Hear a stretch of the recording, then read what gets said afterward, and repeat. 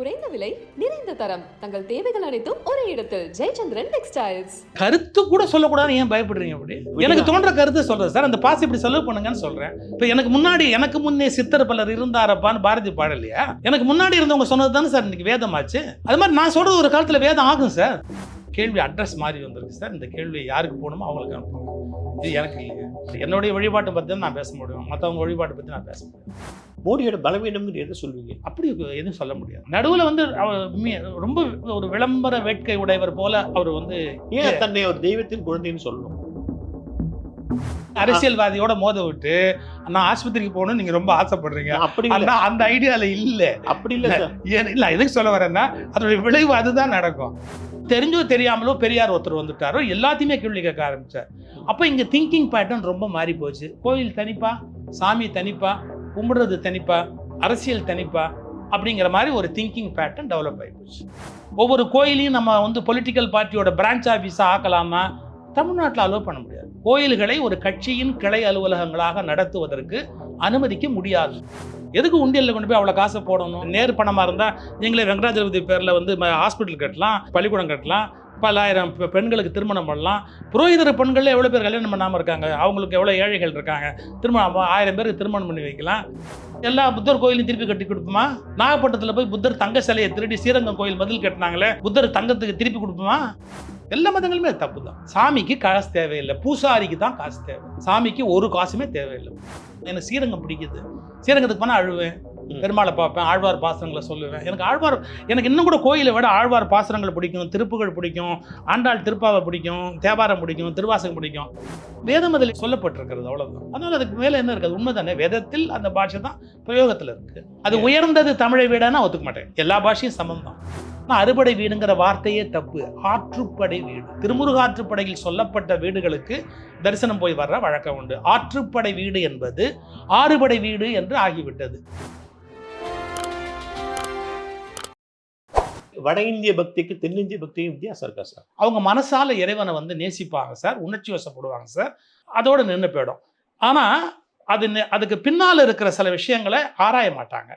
தென்னிந்தியாவில் வந்து நீங்கள் தென்னிந்தியாவிலிருந்து புறப்பட்ட மத்வர், ராமானுஜர், ஆதிசங்கரர் 3 பேருமே சவுத் இந்தியாவிலேருந்து போனவங்க.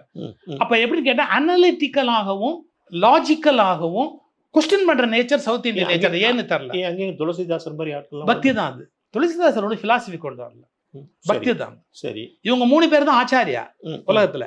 ஏன்னு கேட்டா இவங்க வந்து லாஜிக்கலி இன்ஸ்டிடியூஷன் அத்வைத, துவைத, விசிஷ்டாத்வைதன்னு இன்ஸ்டிடியூஷன் சம்பிரதாயத்தை நிறுவுறாங்க.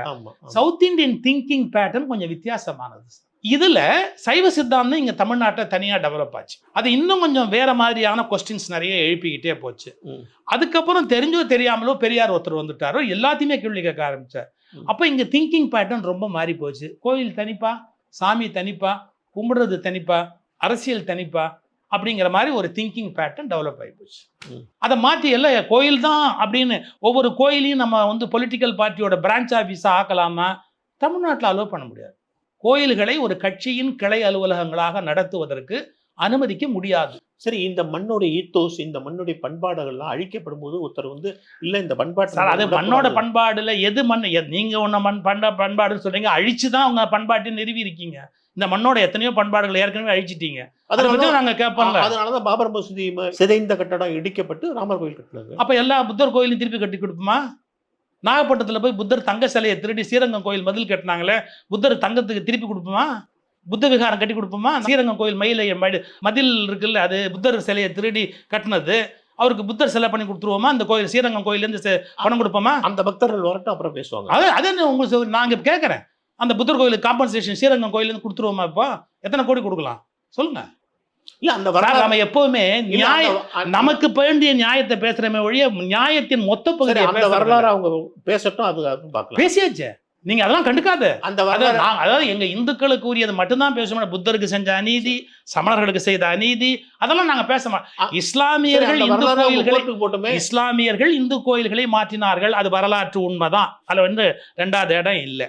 அதே மாதிரி இந்துக்களும் பல கோயில்களை புத்தர் சமணர்களிடமிருந்து எடுத்துக்கொண்டார். சரி, அவங்க கோர்ட்டுக்கு போட்டோமே யார் வேணும்னா? நீங்க வந்து இந்த ஒன்றை தவிர பாக்கி எதையுமே எடுத்துக்க முடியாதுன்னு முதலே சட்டம் போட்டோம். நம்ம ராமர் கோயில் மட்டும் இஷ்யூ இருக்கிறதால இதை தவிர பாக்கி எதையுமே திரும்ப நாம வந்து அனலைஸ் பண்ண வேண்டாம்னு ஒரு லா இருக்குன்னு நினைக்கிறேன் என்னுடைய மெமரியில.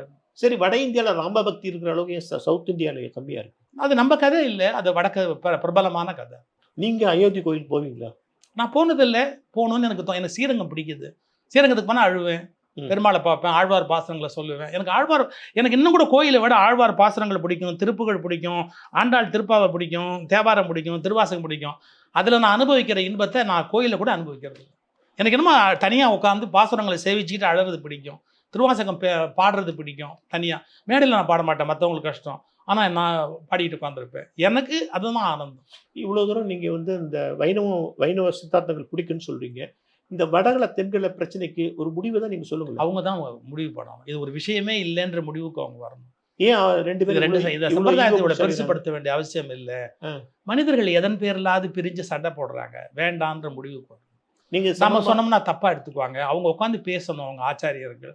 இதெல்லாம் ரொம்ப அசிங்கமா இருக்கு நம்ம மதத்துக்கு. திட்டுற அளவுக்கு போகுது ஒரு கட்டத்தில். அவங்க பேசணும். அவங்க 2 ஆச்சாரியர்களும் உட்காந்து பேசி இனிமேல் இது வேண்டாம்.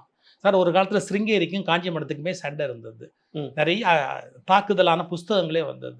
அப்போ மகா பெரியவங்க சிருங்கேரிக்கு போய் பேசிட்டு வர சொன்னாங்க. அப்போ ஜெயேந்திர சாமி தான் போய் பேசினாங்க. இனிமேல் இதெல்லாம் பெருசுப்படுத்த வேண்டாம், இதோட விட்டுட்டாங்க. 2 பேருமே ஒருத்தரை விமர்சனம் பண்ணுற அந்த பேச்சுக்களை நிறுத்திட்டாங்க. அது மாதிரி நாமளாக தான் ஒரு மெச்சூரிட்டிக்கு வரும். சார், பழனி கோயிலுக்கு ஆகம பொருந்தாது சார்? பொருந்தாது சார். அது சித்தரோட முருகர். அது சித்தநாதங்கிற பேர் முருகனுக்கு வேற எங்கேயாவது இருக்கா? இல்லை, எனக்கு தெரிஞ்சு இல்லை. ஏன்னா சித்தர்கள் தலைவர். அது இன்னும் கூட நான் சொன்னால் இன்னும் கொஞ்சம் விசித்திரமாக இருக்கும். அது போகரா தான் இருக்கணுங்கிறது என்னுடைய அபிப்பிராயம். மருதமலை ஆண்டவர்னு பேர். மருதமலை இருக்கிறவருக்கு ஒரு சின்ன உச்சி குடுமியோட இந்த கீழ்ப்பாய்ச்சி கட்டின மாதிரி அந்த தோற்றம் இருக்கும்.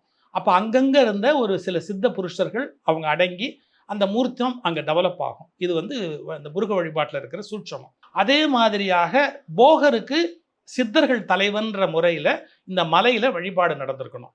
இன்னும் சொல்லப்போனால் 6 படை வீடுலேயே பழனி கிடையாது. ஏன்னா இவங்க என்ன நினைக்கிறாங்க, நம்பிக்கைகளை பெருசாக நினைக்கிறாங்க, வரலாறுகளை படிக்கிறது இல்லை. ஊருக்கு உள்ள 5 கிலோமீட்டர் தள்ளி பெரிய நாயகி அம்மன் கோயில்னு இருக்குது. அங்கே ஒரு முருகன் இருக்குது. அதுதான் 6 படை வீட்டில் முருகனுடைய கோயில். ஏன்னு கேட்டால் திருமுருகாற்றுப்படையில் பாடப்பட்டபடி தெய்வ யானையோடு உரைபவன் வருது. நீங்கள் பழனியில் எங்கே தெய்வ யானையோடு இருக்காரு?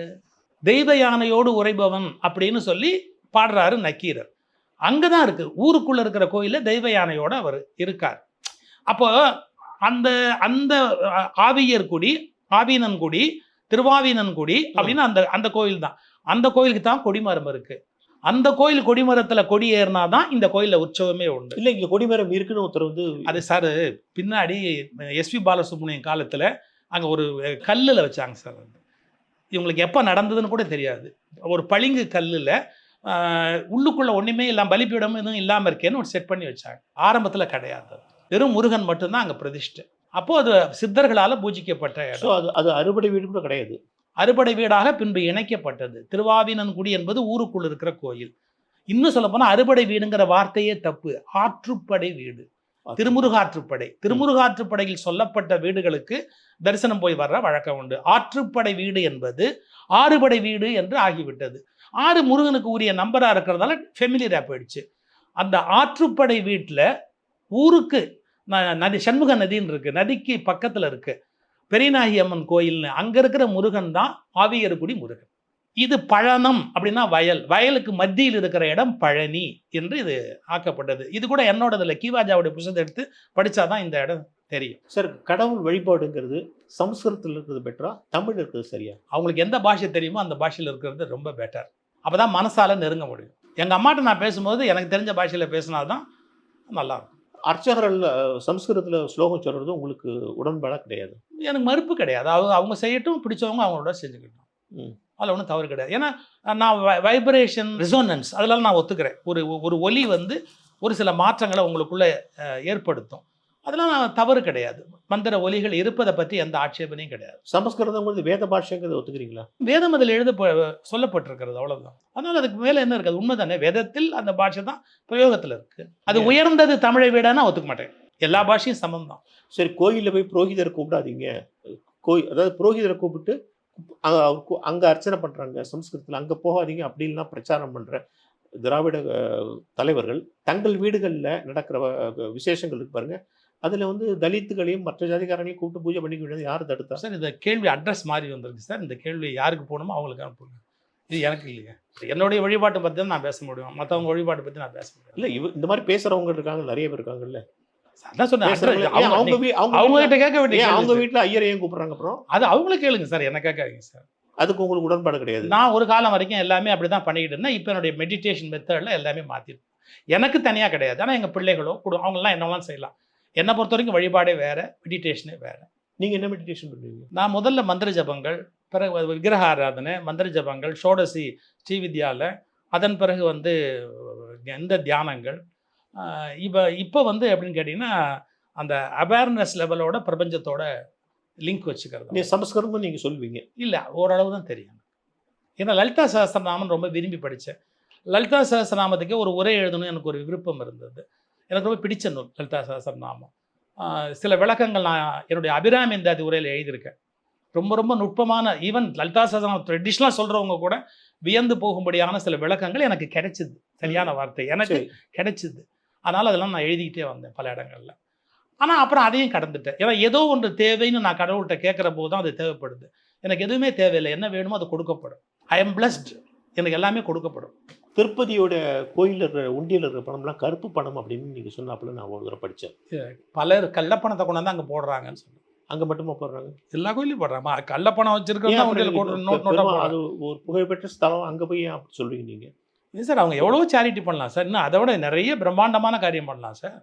எதுக்கு உண்டியலில் கொண்டு போய் அவ்வளோ காசை போடணும்? அதுக்கு இன்ஸ்டியூஷன் நேராக நீங்களே பாலாஜி பேரில் உங்கள்கிட்ட அதை நேர் பணமாக இருந்தால் நீங்களே வெங்கடாஜலபதி பேரில் வந்து ஹாஸ்பிட்டல் கட்டலாம், பள்ளிக்கூடம் கட்டலாம், பல்லாயிரம் பெண்களுக்கு திருமணம் பண்ணலாம். புரோகிதர் பெண்களில் எவ்வளோ பேர் கல்யாணம் பண்ணாமல் இருக்காங்க, அவங்களுக்கு எவ்வளோ ஏழைகள் இருக்காங்க, திருமணம் 1000 பேருக்கு திருமணம் பண்ணி வைக்கலாம். இதெல்லாம் பண்ணுங்களேன்னு சொல்கிறேன், இல்லை கோயிலே பண்ணுங்களேன்றேன், அவ்வளோதான். இல்லை சார், இது எல்லா மதத்துலேயும் பணம் வாங்குறது, டொனேஷன் வந்து நாகூர்தற்கான நிறைய டொனேஷன் தப்பு. எல்லா மதங்களிலுமே அது தப்பு. எல்லா மதங்களிலுமே அது தப்பு தான். சாமிக்கு காசு தேவையில்லை, பூசாரிக்கு தான் காசு தேவை. சாமிக்கு ஒரு காசுமே தேவையில்லை, பூசாரிக்கு தேவை. பூசாரிக்கு தட்டில் போடலாங்கிறீங்க?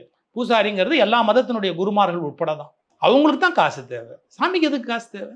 சரி, ஒரு பெரிய பாரம்பரியமிக்க திருப்பதி கோயிலை போய் நீங்கள் அப்படி விமர்சனம் பண்ணலாமா? ஏன்னா ஆனால் அது எனக்கு வேண்டியது தானே, என்னோட ஒரு பக்தனுக்குரிய இடம் தானே அது.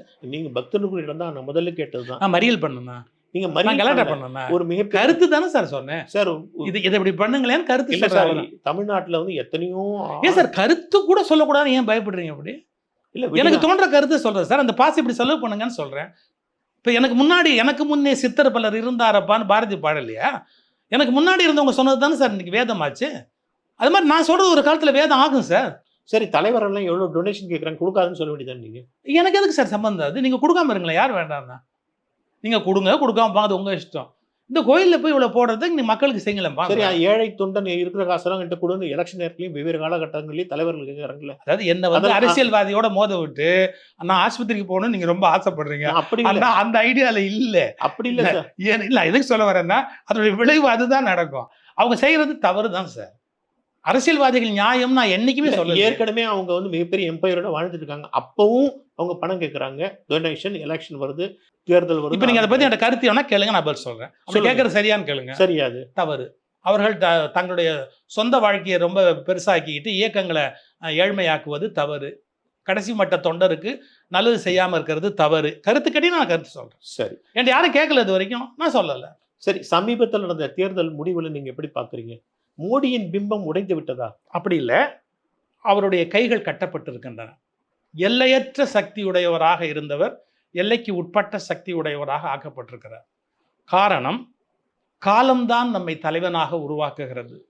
காலம்தான் நம்மை ஒரு இடத்தில் உட்கார வைக்கிறது. சரி, இந்த பிரபஞ்சம் தனக்கு வேண்டிய ஒரு வேலையை செய்வதற்காக வேலைக்காரர்களை தான் நியமிக்கிறது, ஒருபோதும் எஜமானர்களை அல்ல. நாம் வேலைக்காரர்கள், எஜமானர்கள் அல்ல. காலத்தின் வேலைக்காரர்கள். அவர் எஜமான மாதிரி ஆயிட்டாரா தெரியல. அவருக்குரிய நிலை இப்போது உணர்த்தப்பட்டிருக்கிறது. நீங்க அடிக்கடி டிப்ளமேட்டிக்கா பேசுறீங்க. அப்படி முடியாது சார். நான் அப்புறம் லா படிச்சு என்ன பிரயோஜனம்? இந்த குட்டு வேணும், கண்டிப்பா. அவருடைய கைகள் கட்டப்பட்டது இந்தியாவின் கட்டளை. ஜனநாயகத்துக்கு நல்லதுங்கிறீங்க? இந்தியாவின் கட்டளை. அவர் இப்ப இனிமே நடக்க போறது கூட்டாட்சியா தான் இருக்கும். ஏன்னா அவர் வந்து இல்ல, அதை சமாளிக்கிற பலம் அவருக்கு உண்டு. சமாளிக்கிற பலம் அவருக்கு உண்டு. இந்த ஆட்சியை கவுத்தாலும் இல்லை நான் அதையும் நான் சொல்கிறேன். அவருடைய திறமையை நான் வந்து குறைச்சி மதிப்பிடவே மாட்டேன். அவருடைய பலத்தையோ திறமையையோ நான் குறைச்சி மதிப்பிடவே மாட்டேன். இதை கையாளுகிற திறமை அவருக்கு உண்டு. மோடியோட பலவீனம்னு எதை சொல்வீங்க? அப்படி எதுவும் சொல்ல முடியாது. நடுவில் வந்து அவர் ரொம்ப ஒரு விளம்பர வேட்கை உடையவர் போல அவர் வந்து ஏன் தன்னை ஒரு தெய்வத்தின் குழந்தைன்னு சொல்லணும்? தெரியல சார், அது அவரை தான் கேட்கணும். நான் சொன்ன மாதிரி காலத்தின் சாய்ஸ் நம்ம அதை அவர் அந்த லாங்குவேஜில் சொல்லியிருப்பார். டைம் வந்து நம்மளை சூஸ் பண்ணணும் சில பேரை சில விஷயத்தை பெர்ஃபார்ம் பண்ணுறதுக்கு. அதை அவர் அவருடைய லாங்குவேஜில் அப்படி சொல்லியிருக்கலாம். மோடிக்கு எதிரான சரியான தலைமை உருவாகிறதுனால தான் மோடிங்கிறவர் இன்னும் பெரிய பிம்பமாக தெரிகிறாரா? ஏன்னா காங்கிரஸுக்கு ஒரு 100 சீட்டு வாங்க 10 வருஷம் தேவைப்படுது. இந்த கொஞ்சம் கட்சி அரசியல் நான் பேச விரும்பலை. பட் டிப்ளமசிங்கிறது காங்கிரஸுக்கு பத்தாது. இன்னும் வந்து மாநில கட்சியின் தோளில் ஏறிட்டே காலத்தை ஓட்டிட்டு இருக்கு. நான் அதுக்கு நான் ஒரு விழாவில் சொன்னேன், கொஞ்சம் நான் பாலிடிக்ஸை நான் எப்படி பேசுவேன்னா ஃபிலாசபியாக சயின்ஸாக பேசுவேன், கட்சி அரசியலாக பேச மாட்டேன். அதாவது இந்திரா காந்தி அம்மையார் ஆட்சியில் இருந்த காலத்தில் மாநில தலைவர்களை செல்லா காசாக்குனாங்க. ஆமாம், அதனுடைய விளைவை இப்போ அனுபவிக்குது. இது எல்லாருமே புரிஞ்சுக்கணும். நான் தலைவனாக வேண்டும் என்றால் முதலில் எனக்கு 2 பேர் என் பின்னால் இருக்கணும். இல்லாட்டி நான் தலைவனே ஆக முடியாது. என் பின்னால் இருக்கிறவன் வந்து முட்டாளாக இருக்கக்கூடாது, பலசாலியாக இருக்கணும். அப்போ தான் நான் இன்னும் சிறந்த தலைவனாக இருக்க முடியும். தனக்கு பக்கத்தில் இருக்க அத்தனை பேரையும் பூஜ்ஜியம் ஆக்கிட்டீங்க அப்படின்னு சொன்னால் அதுக்கப்புறம் வளராது. அது அந்த தவிர மோடியும் செய்கிறாரோ பயமாக இருக்குது. அதே பயம்தான் எனக்கு இருக்குது. வரலாறு வந்து அதே தான் இதை திரும்புது. அந்த இடத்துல தான் அவர் விழிக்க வேண்டிய கட்டாயம் இப்போ ஏற்பட்டு போச்சு. ஆங்கிலத்தில் மெக்லோமேனியம், அங்கே தன்னை பற்றி மிக உயர்வாக பிம்பத்தை ஏற்படுத்திக்கிட்டு அந்த போதையிலே போகிறது. அந்த போதைக்கு இப்போ ஒரு அடி கிடச்சிருக்குன்னு நினைக்கிறேன். நம்ம சுற்றி இருக்கிறவர்கள் எல்லாம் அந்தந்த இடங்களில் கிளை வேர்கள் இருக்குது பாருங்கள், அது ஸ்ட்ராங்காக இருக்கணும். ஆமாம், அது எல்லாத்தையும் நடுவில் ஒரே வேறாக நான் நிற்பேன்னா புயலில் சாஞ்சே போயிடும். அதுக்கப்புறம் பாருங்கள், இந்திரா காந்திக்கு பிறகு அந்த கட்சி விழுந்தது, எந்திரிக்க முடியல. அது அந்த பாடம் கற்றுக்கணும். அதுலேருந்து கற்றுக்க வேண்டிய பாடத்தை கற்றுக்கணும். மோடியை இயக்குவது ஆர்எஸ்எஸ்ன்னு சொல்கிறாங்களே, அது தான் உங்களுக்கு ஐடியா? இனி ஆர்எஸ்எஸ் இயக்கும். நடுவில் அவர் அதிலிருந்து விலகி போக நினைத்தது போல் எனக்கு தோன்றுகிறது. அவர் அதிலிருந்து விலகி போக நினைத்தார். அவர் மீண்டும் அதற்கு அழைக்கப்பட்டிருக்கிறார். அதற்குள் வர வேண்டிய நிர்பந்தத்துக்கு உள்ளாகியிருக்கிறார். தமிழ்நாட்டில் வந்து திராவிட கட்சிகள் 40க்கு 40 வந்திருக்காங்க. திமுக அதை பற்றி உங்களுக்கு தான் பார்வை உண்டா? அதாவது இது யூஸ்லெஸ் வேஸ்ட்னு சில பேர் சொல்கிறாங்க. என்ன பண்ண போகிறாங்க? இல்லை, நம்ம டெமோக்ரஸி இன்னும் புரிஞ்சுக்கல. நம்ம நல்ல கார் வாங்குறதுக்கு 40 கோடி கொடுத்து கார் வாங்கினாலும் அதில் பிரேக் எப்படி இருக்குன்னு தான் பார்ப்போம். சரி, பிரேக்கோட விலை கம்மி தான், என்ஜினோட விலை கூட தான், காரோட விலை கூட தான். எப்போ பிரேக் பிடிக்குமா பிடிக்காதான்னா பிரேக் பிடிக்கும், பிரேக்கோட விலை என்ன கம்மி. அது மாதிரி இவங்க 40 எம்பியும் பிரேக்கு மாதிரி. ஜனநாயகத்தில் வந்து எதிர்க்கட்சியும் முக்கியமானதுங்கிற கருத்தை இன்னும் நம்ம மக்களுக்கு பதியலை. ஜனநாயகத்தில் ஆளுங்கட்சியை மட்டுமே கொண்டாடுகிற அடிமை மனோபாவம் இருக்குது. எதிர்க்கட்சிகளும் தேவை என்கிற ஒரு அழகான விஷயத்தை இந்த காலம் நமக்கு பாடமாக போட்டி. நல்லா சொன்னீங்க, கரெக்ட். அது பிரேக் வேணும், அந்த பிரேக் பவர்ஃபுல்லாக பிடிக்கணும், இல்லாட்டி வண்டியில் நீங்கள் போக முடியாது. ஆனால் அந்த பிரேக் வந்து அங்கே உட்காந்து தூங்கக்கூடாது, ஒழுங்காக வேலை செய்யும். பிரேக்காக வேலை செய்யணும். சரி, தனிப்பட்ட முறையில் சுகி சிவத்தோட பலம் என்ன, பலவீனம் என்ன? பலம் தேடல், விழிப்புணர்வு நோக்கிய வேகம், கருத்துக்களை வந்து யாருக்காகவும் சமரசம் செய்து கொள்ள மறுக்கிற ஆழ்மனம். பலவீனம் கோபம், கடுஞ்சொல், தூக்கி எறிந்து சில சமயத்தில் பேசி விடுதல், இதெல்லாம் பலவீனம். நம்ம எவ்வளோதான் ஆழமாக சிந்திச்சா கூட நம்மளை சில பேர் வேணுட்டே ஒரு தப்பாக விமர்சனம் பண்ணுறாங்களே அப்படின்னு தனிப்பட்ட முறையில் வருத்தப்பட்டிருக்கீங்க? வருத்தப்படலை. 2 வகையாக அதை எடுத்துக்குவேன். சில நேரத்தில் அவங்க சொல்கிறாங்க, சரி என்னமோ சொல்லிட்டு போகிறாங்க, அவங்க ஒரு ஜாலி அப்படின்னு சில நேரம் பொறுமையாக இருந்துருவேன். சில நேரம் நம்ம பாவத்தில் அவங்க பங்கு வைக்கிறாங்க. ஏன்னா நாம் வந்து அப்பழுக்கற்ற ஒரு நேர்மையை வந்து பொது வாழ்வில் வச்சுருக்கிறோம். பல பேருக்கு தெரியாது. அப்பழுக்கற்ற ஒரு நேர்மையை வச்சு தான் வாழணுங்கிறதுல ரொம்ப, ஏன்னா எனக்கு பண தேவை கிடையாது, புகழ் தேவை கிடையாது, எல்லாமே இறைவன் அருளினான். என்னுடைய சாமர்த்தியம்னு சொல்ல மாட்டேன், எனக்கு எல்லாமே கொடுக்கப்பட்டது. அப்படி இருக்கும்போது எனக்கு எந்த தேவையுமே கிடையாது. ஆனாலும் நான் சில விஷயங்களை பிடிவாதமாக சொல்கிறேன். நான் சொல்கிறேன் அப்படின்னா அதில் நஷ்டம், எனக்கு அதில் கஷ்டம், அதில் எனக்கு வந்து நிறைய சிரமங்கள், ஆனாலும் நான் சொல்கிறேன் அப்படின்னா ஏதோ அந்த அந்த நல்ல விஷயத்தை பதிவு பண்ணிடணுங்கிற ஒரு வேட்கை இருக்குது, சொல்லிட்டு போயிட்டே இருக்கு. அதாவது நம்முடைய கருத்துப்படி எப்படின்னா, நாம் எந்த விதமான பிழையும் பண்ணாமல் நம்மளை வந்து ஒருத்தர் பொய்யா அவதூறு பண்ணால் நம்ம பாவம் அவங்களுக்கு போகும். அப்படி சொல்லுவீங்களா? அதனால் என்னுடைய பழைய ஜென்மத்து பாவத்தை அவங்க வாங்கிட்டு போகிறாங்க. உங்கள் மனைவி வந்து உங்களோட ரசிகரா? சரி, உங்கள் மனைவி வந்து நீங்கள் இந்த மாதிரிலாம் பல கூட்டங்களில் இல்லை பேசும்போது அவங்க ஏன் சொல்லுவாங்கன்னா நீங்கள் ஊரோட ஒத்து போகல, ஏன் பிரச்சனையை கொண்டு வரீங்க, ம். இது நமக்கு நல்லது இல்லை, இவ்வளோ பேர் திட்டுறாங்கல்ல ம். அப்படிங்கிற கவலை தான். அதாவது என் மேலே இருக்க அக்கறையினால அந்த சொல்லுவாங்க. நான் சொல்கிற கருத்து இதாக இருந்தால் கூட ஏன் சொல்கிறீங்க, சொல்லாமல் விட்டுடலாம்ல, பேசாமல் போயிடலாம். மற்ற உபன்யாசம் நீங்களும் அடக்கி வாசிக்கலாமே. அது என்கிட்ட நடக்காதுங்கிறது அவங்களுக்கு தெரியும். ஒரு பெண் எப்பயுமே தன் கணவர் பாதுகாப்பாக இருக்கணும்னு தான் நினைப்பாங்க. உங்கள் ஃபேமிலியை பற்றி சொல்லுங்கள். உங்கள் மகள்கள் 2 பேர் இருக்காங்களா? 2 மகள் எனக்கு, ஒரு பேரன் ஒரு பேத்தி. உங்கள் மகள்கள் 2 பேரும் என்ன பண்ணுறாங்க? ஒருத்தி எம்காம், ஒருத்தி எம்பிஏ. 2 பேரும் அதாவது இல்லற வாழ்க்கைக்குள்ள சாதாரண ஹோம் மேக்கர், சாதாரண சொல்லக்கூடாது, ஹோம் மேக்கர் அப்படிங்கிற லெவலில் இருந்தால் கூட அவங்க ஏர்ன் பண்ணுவாங்க. எப்படின்னா என்னுடைய யூடியூப் ஒரு பொண்ணு பார்த்துக்கிறா. உங்கள் யூடியூப்பை கம்ப்ளீட்டாக அவங்க மேனேஜ்மெண்ட் அது. அதுக்கப்புறம் என்னுடைய சுகி ஸ்கூல்ஸ்னு ஒன்று நடத்துகிறோம், கிளாஸஸ் நடத்துகிறோம். அந்த கிளாஸஸ் எங்களுக்கு வந்து என்ன கிளாஸ்? அது வந்து பக்தி கிளாஸ். லைஃபுக்கான கிளாஸஸ். குழந்தைங்க பேரை சொல்லுங்கள். இது உங்கள் மகள்கள் பேரை சொல்லுங்கள். ஒருத்தி பேர் வந்து சுப்புலட்சுமி சின்னவ, பெரியவ பேர் அபிராமி. அவங்க வீட்டு பணி கெடாமலேயே இதில் அவங்க ஈடுபட முடியும்.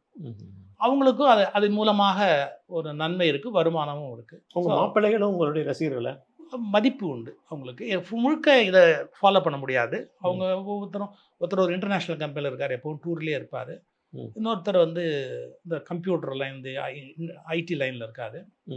நேரம் கிடையாது, என் நேரமும் ஒர்க் ஃப்ரம் ஹோம் அதெல்லாம் இருப்பார். வருவாங்க, எப்பாவது பேச்சுக்கு வருவாங்க, சில கருத்துக்கள் பரிமாறிக்குவாங்க. ஏன் எல்லாரையும் விட்டுட்டு கோயம்புத்தூர் போயிருக்கீங்க? எனக்கு மெட்ராஸ் வெயில் பிடிக்கலை, மெட்ராஸ் வெப்பம், மற்ற சூழலே ரொம்ப உடலுக்கு அசௌகரியமாக இருக்குது. கோயம்புத்தூர் ப்ளசண்ட்டாக இருக்குது. உங்கள் பேர குழந்தை வந்து உங்களை வந்து கருத்து கண்ணாயிரன்னு சொல்லுவாங்கன்னு நான் படித்தேன். சிரிப்பு வந்தது. அப்படியா? பேத்தி. பேத்தியா? ஆமாம். கதை தட்டினா தாத்தா வந்திருக்கான்னு சொல்லணும். ஆமா, கருத்து கண்ணாயிரம் வந்துட்டாரு அப்படிங்க. நல்லா இருக்கு அது பேர். அதாவது நம்ம எல்லாத்துக்கும் ஒரு கருத்து சொல்கிறோங்கிறதுக்காக. நீ காலையில் ஒரு கவிதையில் எந்திரிக்கும் போதே ஒரு 4 வரி வந்தது.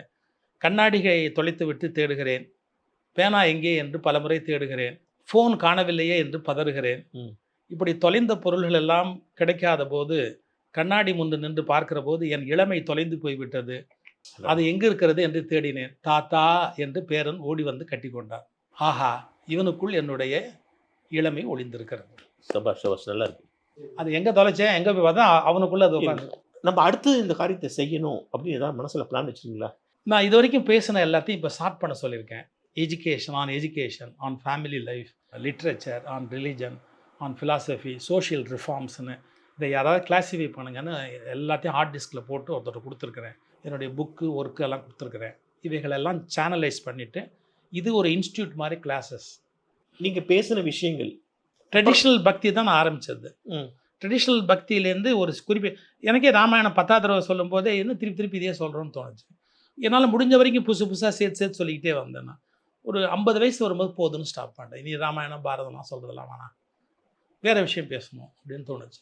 சோஷியல் அவேர்னஸ், அதுக்கப்புறம் ஹெல்த்து, அது இதுன்னு வெவ்வேறு டைமென்ஷன்ஸ் எனக்கு பேச ஆரம்பிச்சேன். நீங்கள் வெவ்வேறு விஷயங்களை பேசுகிறீங்க, கூட்டங்களில், பட்டிமன்றங்களில், ஆன்மீக சொற்பொழிவில். இதெல்லாம் நம்ம ரொம்ப தப்பாக பேசிட்டு அந்த மாதிரி பேசிடக்கூடாதுன்னு ஆத்ம விசாரணை பண்ணுவீங்களா? இது வரைக்கும் திரும்பி பார்த்து நான் தப்பாக பேசுனது எனக்கு தோணுது. எர் இஸ் ஹியூமன் தானே. சின்ன பிழை, இதை இப்படி சொல்லியிருக்கலாம், இன்னும் அவங்க மனம் நோகாதபடி இதை இப்படி சொல்லியிருந்தா அவங்க ஏற்றுக்கலாம்லன்னுலாம் யோசிப்பேன். ஆனால் தவறான கருத்துன்னு நான் சொல்லிட்டேன்னு நான் ஃபீல் பண்ணதே கிடையாது. இந்த விஷயம் நான் தவறான கருத்து நான் நினச்சது. ஏன்னா அதுக்கு முன்னாடி நான் அவ்வளோ ஃபில்டர் பண்ணுவேன். எனக்கு முன்னாடி ஒரு புத்தகத்தை படித்தா 10 தடவை அதை பற்றி திரும்பி யோசிச்சு தான் நான் அதை வெளியில் சொல்ல ஆரம்பிச்சேன். ஸோ இவ்வளோ நேரமும் எங்கள் அழைப்புக்கு ஏற்று வந்து ரொம்ப அருமையாக பேசுனீங்க. உங்கள்கிட்ட பேசுனது எனக்கு ஒரு அனுபவமாக இருந்தது. பல விஷயங்கள் எனக்கே ஒரு தெளிவு கிடைச்சது. மிக்க நன்றி. நம்ம மீண்டும் சந்திப்போம். எல்லோரும் இன்புற்றிருக்க நினைப்பதுவே அல்லாமல் வேறொன்று அறியேன் பராபரமே. ரொம்ப மகிழ்ச்சி. எல்லாரும் நல்லா இருக்கட்டும். Thank you sir.